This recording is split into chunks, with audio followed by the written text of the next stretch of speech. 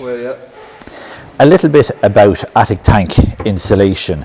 The first thing we need to understand is, do we have a 300 mil of a clear void between the ceiling below and the tank? So if we measure on this tank, we have 230 mils.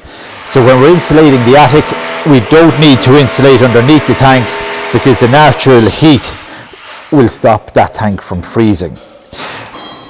If unusually the tank is higher than 300 mils from the ceiling, as in 600 mils on this one, we need to insulate the ceiling, and also we need to insulate below the tank itself.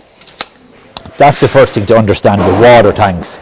Once we have either A or B decided upon, the next thing we need to do is to insulate our water tank. So what we do to insulate our water tank is we put pipe all around the water tank, but obviously you may need to get at the water tank in future. So we simply pin it together. We don't put permanent fixings in it, and I'll show you as such. So we simply pin our polymer. It must touch down to form a barrier with the insulation, and we simply pin through.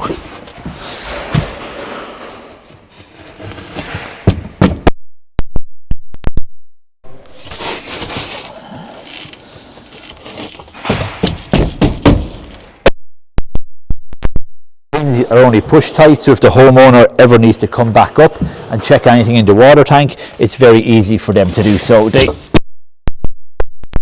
want a contractor to come back. And finally, this guy on top.